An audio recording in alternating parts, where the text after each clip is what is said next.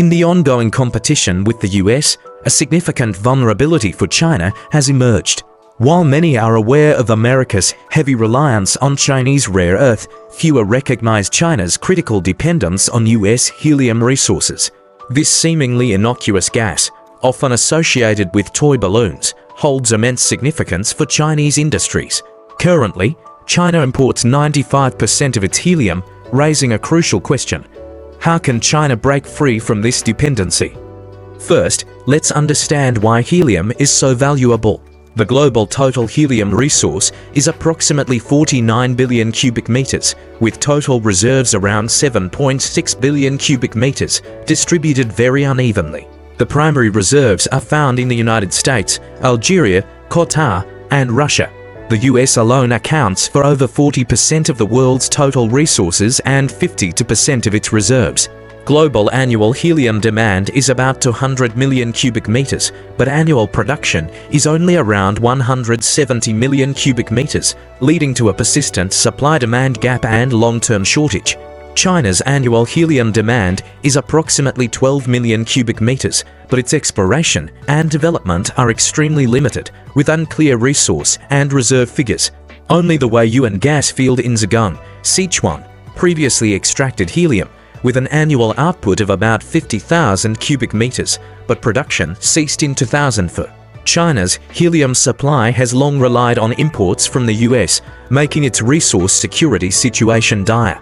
Currently, the US not only possesses over one-third of the world's helium reserves, but has also consistently been one of the largest natural gas producers globally. Crucially, most helium is extracted as a byproduct of natural gas. The US boasts the world's largest helium-rich natural gas fields. While China isn't entirely without helium-bearing strata, such as in Ordos and Tarim, the problem is significant. The average helium content in these fields is less than 0.1%, which is too low. Even more troublesome, less than a quarter of these fields are commercially viable or profitable to develop. This means that while China has some helium underground, extraction is difficult, costly, and not cost-effective. Ironically, China is the world's second largest consumer of helium, consuming over 20 million cubic meters annually, a massive appetite. In comparison, China's domestic resources are truly insufficient, making import dependence almost unavoidable. This 95% import reliance looms like a mountain, reflecting a fundamental disparity in natural resource endowment, where the US has a natural advantage. You might ask, why is this gas so important? Isn't it just for balloons? Far from it. Helium plays an unimaginably critical role in modern technology, often in applications where no substitute exists. Take hospitals, for example. Advanced MRI machines, vital tools for diagnosing serious illnesses like cancer and brain diseases, rely on liquid helium. Their incredibly powerful magnets must be bathed in a super cold environment of minus 269 degrees Celsius to maintain superconductivity and function properly. A high-end MRI machine can consume thousands of liters of liquid helium just for initial startup and daily maintenance. Globally, the annual consumption of liquid helium for maintaining these medical marvels is immense. Without a stable helium supply, thousands of MRI machines across the country could become inoperable, delaying countless patient diagnoses and treatments. More critically, in the high-tech industries that form the backbone of modern economies, like semiconductor manufacturing, precision is paramount. Core processes such as photolithography and etching require helium for cooling sensitive components, blowing away debris, and protecting chips from contamination during manufacturing. Even a slight deviation can significantly reduce chip yield, leading to astronomical losses. Without a stable and reliable helium supply, the production rhythms of highly anticipated domestic chip giants like SMIC and Yangtze Memory Technologies Co. would be disrupted, making it even harder to catch up with international leaders. This choke point truly pinpoints the most sensitive parts of the industrial chain. Furthermore, in national strategic sectors like aerospace and military industries, helium is indispensable. Rockets need helium to pressurize fuel and transfer propellants during launch. Precision instruments in satellites and space stations also require it for cooling to ensure normal operation. The weight of this gas in national security and technological self-reliance cannot be overstated. Beyond these, in cutting-edge fields like deep-sea diving for breathing mixtures, optical fiber manufacturing, and quantum computing research, helium quietly plays an irreplaceable role behind the scenes. Therefore, it's no exaggeration to call it a golden gas and the invisible backbone of modern technology. The US, leveraging its position as the world's largest reserve holder, holds this critical lifeline, giving it significant leverage. Regarding US control over helium, they are masters of long-term strategic planning. As early as 1925, they passed the Helium Act, directly designating it as a national strategic material and strictly restricting its export. This wasn't all. In 1960, amidst the Cold War and in preparation for the space race, they introduced the Helium Act amendments, mandating that all helium produced by private companies be sold to the state. This led to the establishment of a vast national helium reserve. Observe their strategic foresight and execution. From legislation to reserves, they have firmly grasped helium for decades. Fast forward to 2022, and out of the top 10 high-purity helium producers globally, for US companies, not a single Chinese enterprise made it onto the list. The US holds an all-around advantage in technology and production standards, forming an unshakable monopoly. While it appears that Qatar is currently the primary direct seller of helium to China, accounting for 83% of total imports, it's naive to think this has little to do with the US. The core technology for Qatar's mega helium plants is controlled by none other than Air Products and Chemicals, Inc., an American company. They can dictate when production starts and stops. Moreover, while direct US sales to China currently account for only 5%, don't forget they hold the valve.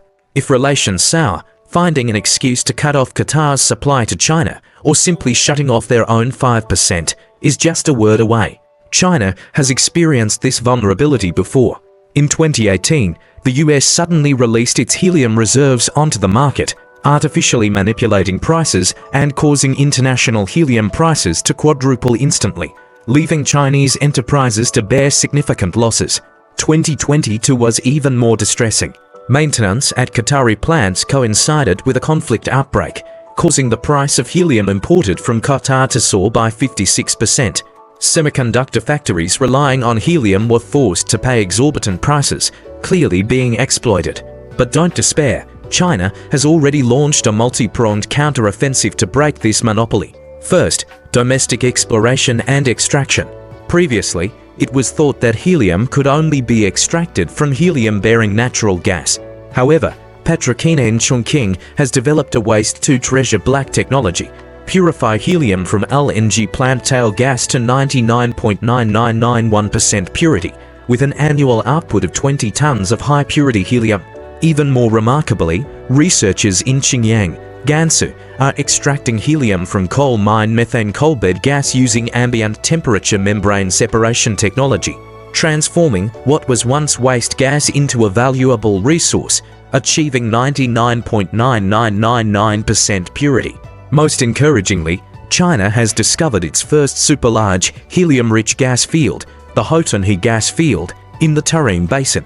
With a helium content of 0.32% and estimated reserves of 196 million cubic meters, this discovery has directly quadrupled China's proven domestic reserves. Second, in international cooperation, China is employing a strategy of if one door closes, another opens. Qatar Energy has signed a 20-year agreement with China, supplying 100 million cubic feet of helium annually, making Qatar China's largest helium source. Russia is even more promising. Once the Amur gas processing plant is fully operational in 2025, it can supply China with 60 million cubic meters of helium annually, with a purity of 99.9999%, delivered via dedicated pipelines, eliminating the risk of maritime choke points. Most ingeniously, China's cooperation with Algeria. China Scientific Instruments, CSI, not only secured a stable supply of liquid helium, but also exported LNG helium extraction technology, achieving a reversal from simply buying gas to exporting technology. Third, in technological substitution, China is also innovating. Ningbo Nottingham University, in collaboration with enterprises, has developed a liquid helium-free MRI system that uses copper to replace liquid helium for cooling. This innovation not only allows patients to undergo examinations while standing, but also reduces equipment costs by 30%. It has already completed over 800 clinical examinations in hospitals, with imaging quality comparable to imported equipment. Some might ask, what if the US truly cuts off supply? Don't forget, China has a trump card: helium recovery technology. Equipment from China Electronics Technology Group Corporation CETC 16th Research Institute can repurify helium used in MRI and semiconductor manufacturing. Currently, the helium recovery rate for MRI equipment in China's top-tier hospitals exceeds 70%. Coupled with the popularization of liquid-free technologies, the future gap in helium demand will progressively shrink. More importantly, China has developed full-chain capabilities in the helium industry, from exploration and extraction to storage, transportation, and recycling. Even if the US wanted to impose a chokehold, it would have to carefully consider its ability to do so. This helium defense battle is essentially a dual game of technology and resources. China's combination of domestic potential, international breakthroughs, and technological substitution is steadily breaking the US monopoly.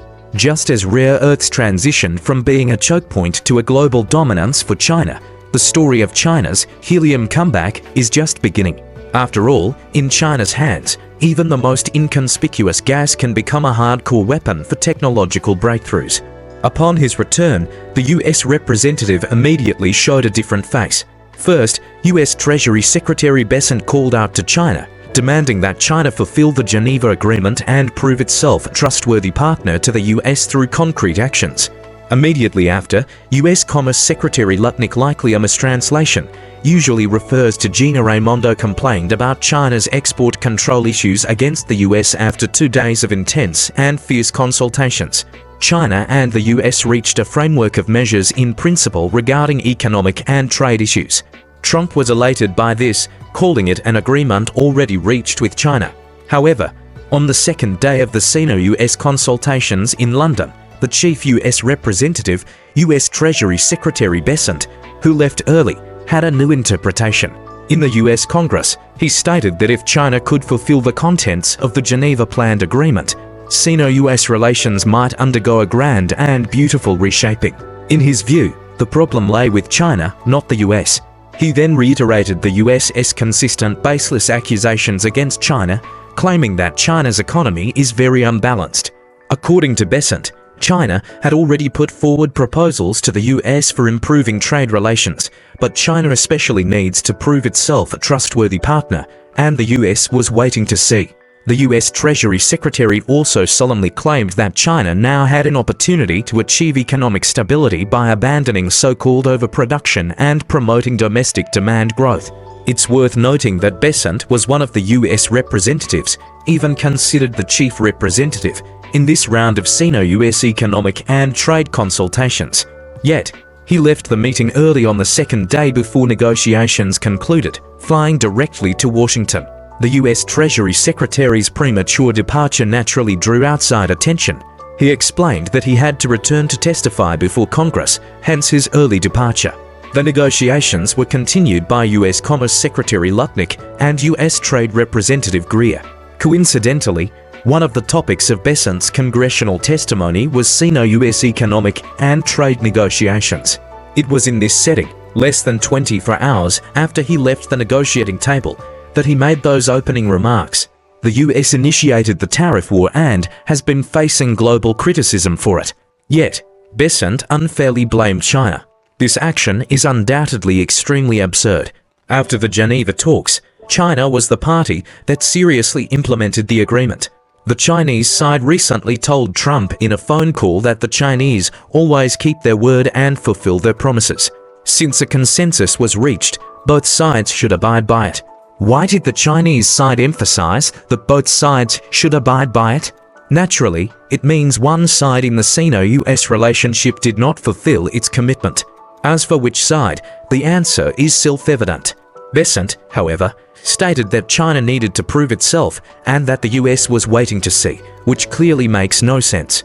As for his other erroneous and condescending remarks about China, they are hardly worth mentioning. During negotiations with China in the UK, Besant tried to project a moderate image to the outside world. However, as soon as he returned to the US, his true colors were revealed. Although some of his statements were more or less influenced by the anti-China atmosphere in the US Congress, Besant must know that many of his incorrect remarks are detrimental to both the specific Sino-US economic and trade consultations and the broader bilateral relationship. The US Treasury Secretary's two-faced approach on China issues will only add further uncertainty to the currently somewhat stable situation. Besant has proven to the world through his actions that the US is the least trustworthy partner.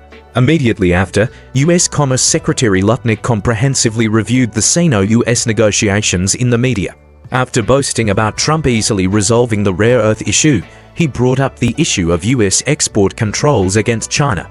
Lutnick stated that the Chinese side demanded during the negotiations that the US lift unreasonable export controls on China, including a series of high-tech products such as chips and semiconductors.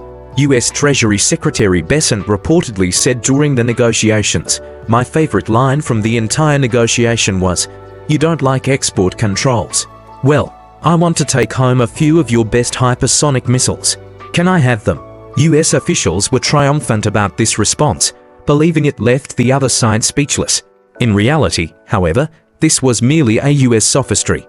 The US restricts the export of high computing graphics cards, chips, and a series of other goods to China, all of which are civilian products. How can these be compared to hypersonic missiles? Furthermore, even if China dared to sell its Dongfeng 17 hypersonic missiles, would the US dare to sell its B-21 stealth bombers? Would it dare to sell nuclear-powered aircraft carriers? If we were to genuinely follow the logic of the US negotiator, completely abolishing all export restrictions between China and the US would pose no difficulty for China. On the contrary, the US would likely back down. In fact, China has consistently called for equal dialogue with the US specifically. The US cannot demand China openly supply rare earths while simultaneously building high walls and imposing strict high-tech blockades on China. There is no such logic in the world. The US's bizarre remarks didn't stop there. Lutnick also warned that if China failed to fulfill the rare earth agreement, the US would stop exporting a series of goods to China, including chips, chemicals, and aerospace components. He claimed that China's restricted export of rare earth magnets was merely old technology and that China just happened to control 90% of the production capacity. The implication was that the US still held a disproportionate advantage and was not worried about China resuming rare earth export controls. Analysts point out that China has long been prepared for the US's aggressive tactics. After the Sino-US London negotiations, China's statement specifically mentioned hoping that the US would act on its words and be trustworthy, genuinely implementing the series of consensuses reached between China and the US. Facts prove that China's concerns were not misplaced. Immediately after the Sino-US negotiations, the US eagerly started making tough statements and applying pressure on China. This demonstrates that China cannot afford to be overly optimistic about the US elite, who still approach interactions with China from a position of perceived strength. China does not want to fight this trade war with the US, but it is absolutely not afraid to fight. The resilience of the Chinese economy is unmatched by the US. According to the latest news from Xinhua News Agency, in the first 5 months of this year, China's total foreign trade import and export volume was 17.9 trillion yuan, a year-on-year increase of 2.5%. Of this, May's total foreign trade volume was 3.81 trillion yuan, with exports growing by 6.3%. It's important to note that Trump initiated the tariff war in April, significantly increasing tariffs on China. Under such circumstances, China's foreign exports still grew against the trend. What does this indicate? It shows that Chinese goods can still be sold even without the US market, and in fact, more are being sold. This undoubtedly undermines the US's trade blackmail and means that the US has lost its biggest bargaining chip. Regarding Trump, we no longer harbor illusions. To contain and suppress, he will certainly make no moves later. However, specifically regarding this Sino-US economic and trade consultation, Trump genuinely desires an outcome at this stage. On one hand, the previous Sino-US tariff war still haunts him. He has realized that China is not an easy opponent to deal with. Given this, ensuring a certain level of stability in Sino-US trade and relations is in the interests of the US government and Trump himself. On the other hand, Trump's 90-day deadline for reciprocal tariffs is fast approaching, but there hasn't been much progress. Trump needs a substantial agreement to pressure other countries, conveying the message that if they don't reach an agreement with the US soon, it will be too late. This also explains why, immediately after the conclusion of this Sino-US economic and trade consultation, Trump high-profilely announced on social media that China and the US had just reached an agreement, claiming both countries got what they wanted. He also stated that relations were very good and that he would work closely with China to promote more open trade, resulting in a win-win for both countries. Regardless of the sincerity of Trump's words, the US currently needs a period of as much stability as possible in Sino-US relations. This also makes Besant's words appear increasingly nuanced. Besant dropped a bombshell in Congress. Trump is considering postponing the deadline for agreements with major trading partners, emphasizing that this is highly probable. The reasons are simple. First, the US itself is getting anxious. The 90-day exemption period is less than a month away from expiring. Few countries are willing to negotiate with the US, let alone reach an agreement. If he cannot secure several substantial trade agreements before the exemption period ends, the Trump administration will lose face in the international community. So, the US can only create an off-ramp for itself by extending the exemption period, signaling to major trading partners to come and negotiate. It's noteworthy that Besant explicitly named the EU in his statement, claiming the US welcomes trade blocs like the EU to reach agreements with it. The EU's economy is highly dependent on the US, and it's a US ally encompassing many countries. If the US and EU reach an agreement, it would give the Trump administration something to boast about for a while. Second, riding on the momentum of the Sino-US London talks, it would be easier for trade partners to accept. Besant wants to strike while the iron is hot, demonstrating a posture to other trade partners. Look, we've dealt with China, come talk to us quickly. The deadline can be extended. Third, it was Besant who strongly recommended to Trump the strategy of implementing the exemption period. If he couldn't produce any decent trade agreements within 90 days, it would not only be a slap in Trump's face, but could also jeopardize his own position. From the perspective of his personal political career, Besant also needs to make a strong effort. Honestly, Besant's announcement to global trade partners that the US would proactively extend the exemption period ironically exposed the US's eagerness to reach trade agreements, potentially leading to the opposite result. This decision completely tore off the Trump administration's facade of strength. The international community witnessed China's successful counteraction against the US and its achievements at the negotiating table. Other countries, even if they cannot completely replicate China's approach, will adjust their negotiation strategies with the US accordingly. The Trump administration's path forward will only become more difficult. Upon his return, the US representative immediately showed a different face. First, US Treasury Secretary Besant called out to China, demanding that China fulfill the Geneva Agreement and prove itself a trustworthy partner to the US through concrete actions. Immediately after, US Commerce Secretary Lutnick, likely a mistranslation, usually refers to Gina Raimondo, complained about China's export control issues against the US after 2 days of intense and fierce consultations. China and the US reached a framework of measures in principle regarding economic and trade issues. Trump was elated by this, calling it an agreement already reached with China. However, on the second day of the Sino-US consultations in London, the chief US representative, US Treasury Secretary Besant, who left early, had a new interpretation. In the US Congress, he stated that if China could fulfill the contents of the Geneva Planned Agreement, Sino-US relations might undergo a grand and beautiful reshaping. In his view, the problem lay with China, not the US. He then reiterated the US's consistent baseless accusations against China, claiming that China's economy is very unbalanced.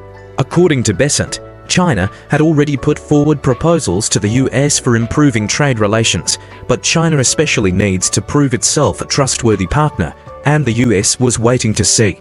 The US Treasury Secretary also solemnly claimed that China now had an opportunity to achieve economic stability by abandoning so-called overproduction and promoting domestic demand growth. It's worth noting that Besant was one of the US representatives, even considered the chief representative, in this round of Sino-US economic and trade consultations. Yet, he left the meeting early on the second day before negotiations concluded, flying directly to Washington. The US Treasury Secretary's premature departure naturally drew outside attention. He explained that he had to return to testify before Congress, hence his early departure. The negotiations were continued by US Commerce Secretary Lutnick and US Trade Representative Greer. Coincidentally, one of the topics of Besant's congressional testimony was Sino-US economic and trade negotiations. It was in this setting, less than 24 hours after he left the negotiating table, that he made those opening remarks. The US initiated the tariff war and has been facing global criticism for it. Yet, Besant unfairly blamed China. This action is undoubtedly extremely absurd. After the Geneva talks, China was the party that seriously implemented the agreement. The Chinese side recently told Trump in a phone call that the Chinese always keep their word and fulfill their promises. Since a consensus was reached, both sides should abide by it. Why did the Chinese side emphasize that both sides should abide by it? Naturally, it means one side in the Sino-US relationship did not fulfill its commitment. As for which side, the answer is self-evident. Besant, however, stated that China needed to prove itself and that the US was waiting to see, which clearly makes no sense. As for his other erroneous and condescending remarks about China, they are hardly worth mentioning. During negotiations with China in the UK, Besant tried to project a moderate image to the outside world. However, as soon as he returned to the US, his true colors were revealed. Although some of his statements were more or less influenced by the anti-China atmosphere in the US Congress, Besant must know that many of his incorrect remarks are detrimental to both the specific Sino-US economic and trade consultations and the broader bilateral relationship.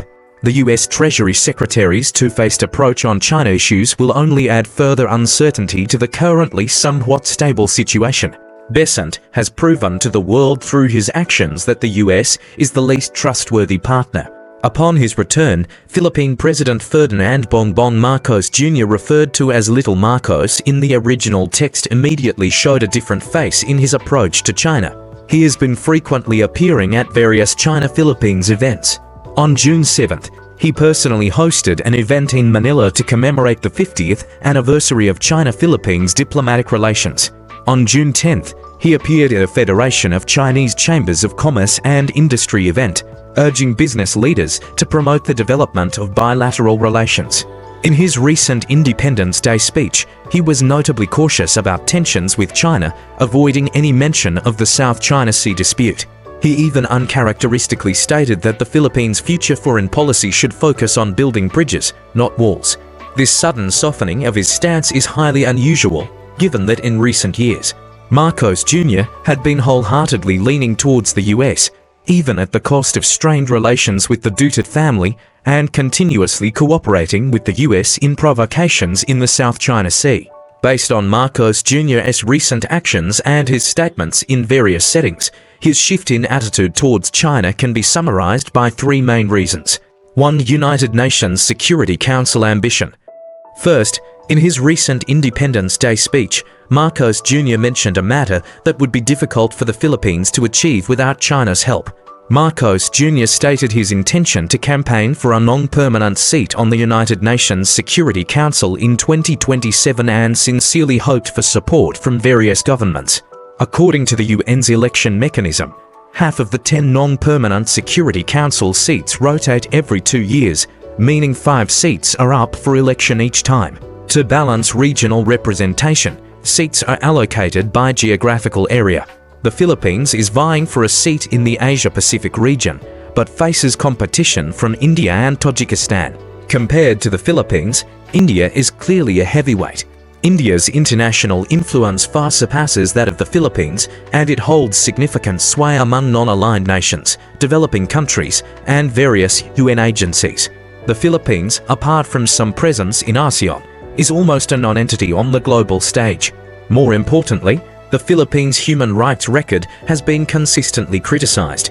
International human rights organizations have strongly condemned the Philippine government's human rights record. Earlier this year, the head of the Philippine International League for Human Rights, Murphy, publicly opposed Marcos Jr.'s bid for a Security Council seat, accusing the Philippine government of widespread crimes. Against this backdrop, Marcos Jr.'s ambition to win over two-thirds of the UN General Assembly's support is incredibly challenging. Of course, the biggest obstacle still comes from China. The Marcos Jr. government's series of provocative actions in the South China Sea have pushed China to its limit. China's influence in the international community is evident, and it has many ways to block the Philippines from entering the Security Council. In fact, the Philippines unsuccessfully campaigned for this year's seat last year, which reflects its insufficient international appeal and need for endorsement from major powers. This is the fundamental reason why Marcos Jr. is now appealing to various governments for support. It's ironic that Marcos Jr. wants to gain a Security Council seat to give the Philippines a louder voice on the international stage, especially on the South China Sea issue. The Philippines has continuously tried to internationalize the matter and rally more countries to its side. Marcos Jr. mentioned in his speech that he would strive to bring the region's perspectives into the UN Security Council. While this sounds neutral on the surface, the underlying intention is undoubtedly to leverage the Security Council seat to continue creating trouble for China on the South China Sea issue. How could China possibly shoot itself in the foot? 2. Economic pressures and public dissatisfaction. Second, his shift in attitude towards China is also driven by economic considerations in the Philippines. Recent Philippine polls show that public satisfaction with Marcos Jr.'s administration is gradually declining. A significant reason for this is the public's perception that he does not prioritize economic development and livelihood issues, instead wasting resources on defense matters. In the coming months, as the budget deficit worsens, Marcos Jr.'s approval ratings may further decline. China's economic importance to the Philippines is evident from the data. Even with strained Sino-Philippine relations last year, bilateral trade reached $78 billion, equivalent to 18% of the Philippines' annual GDP. Half of the containers at Manila port carry Chinese home appliances and building materials, and in Luzon's banana plantations, 1 out of every 3 bunches of bananas is destined for Chinese supermarkets. In the past 2 years, had the Philippines followed other ASEAN countries in maintaining a neutral foreign policy, China could have brought more than just orders to the Philippines. Chinese enterprises' planned Kaliwa Dam project could end water supply issues for 4 million people in Manila. The Subic Bay Industrial Park, once established, could create at least 200,000 manufacturing jobs, allowing young Filipinos to pursue careers beyond food delivery. In July 2023, the Marcos Jr. government introduced the new Philippines Reform Plan, claiming it would achieve comprehensive economic recovery and social transformation through fundamental reforms in multiple sectors. However, the series of economic reform policies subsequently implemented by the Marcos Jr. government, while seemingly promoting short-term economic growth in the Philippines, failed to address persistent structural problems. This macroeconomic growth did not genuinely benefit the people, and the Philippines' livelihood plight worsened. The Marcos Jr. government has focused resources on political maneuvering, showing insufficient effort in improving livelihoods. Soaring rice prices, a depreciating peso, foreign capital withdrawal, and employment difficulties have been rampant, causing distress for ordinary Filipinos. In the first quarter of 2025, the Philippines' hunger rate reverted to pandemic levels, with 27.2% of households experiencing involuntary hunger. Additionally, according to unofficial self-assessed poverty data, 55% of Filipinos consider themselves living in poverty. The Marcos Jr. government has not only been unable to solve poverty, but has also tried to whitewash it by changing poverty standards. In August 2024, it lowered the poverty line to 7.9 RMB per person per day, a figure severely detached from actual price levels, drawing widespread criticism. Meanwhile, the Marcos Jr. government regards agriculture and infrastructure development as key areas to lead economic development, but their actual effects have been unsatisfactory. In the agricultural sector, the Marcos Jr. government allocated 30 billion pesos to support domestic rice cultivation, but Philippine rice prices continued to soar, impacting national food security. In infrastructure development, the Marcos Jr. government's Build Better More plan failed to effectively connect with the Duterte era's Build program. Many projects under the Build initiative were forced to halt or be delayed after Marcos Jr. took office due to a lack of further funding. Therefore, even if Marcos Jr. strongly desires to align with the US, he must first ensure the stability of his own people's livelihoods. 3. Midterm election setbacks and domestic political pressure. Finally, the midterm election defeat and mounting domestic political pressure are compelling Marcos Jr. to soften his approach to China. In this midterm election, Marcos Jr.'s camp fell far short of its anticipated goals. This has significantly weakened his ability to push policies through Congress, and even his governing position faces severe challenges.